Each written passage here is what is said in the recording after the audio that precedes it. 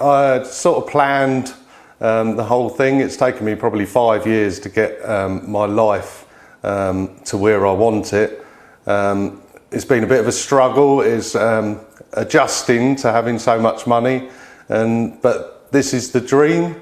This was my dream, to buy a big house with some land and a lake, and I've managed to do that. And you said, you know, it's taken 5 years to kind of get to this point.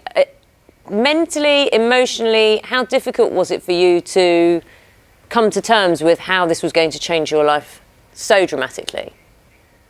Well, I've always worked all my life, so going from having to work to not having to work anymore was quite a strange thing to adjust to, and I soon found out that sitting at home watching telly all day was going to be quite boring. So I bought a house that needed a lot of work, probably bigger than I thought I was going to buy, but unfortunately it had to have a lake. You know, I wanted that, and this was the only thing that really fitted the bill. Neil, do you think we can see the lake? I know you've got your camera person there with you. Give us a little show around. Is that all right?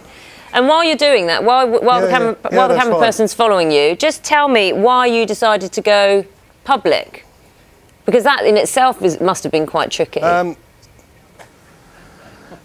It was quite tricky, but I don't really see that there's any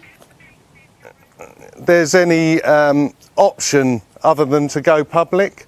If you want to live the dream, which is have the house, the money, and spend it, you know, you've got to go public.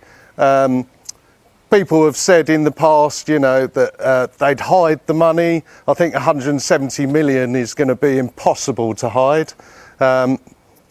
So, you know, this is the lake that I've bought, you know, and the big house, and I'm living my dream. Obviously, going public, Camelot have helped me a lot with lots of stuff, and obviously we get other winners that can help us and talk to us, and that sort of thing. Yeah, I mean, the lake is very impressive. Who's the friend? Who's your spotty friend there? Your four-legged friend? That's Millie, my dog, which we've managed to get a dog now. Obviously, that's part of winning the lottery. We can afford to have a dog, and we haven't got to go to work, so she gets lots of walks.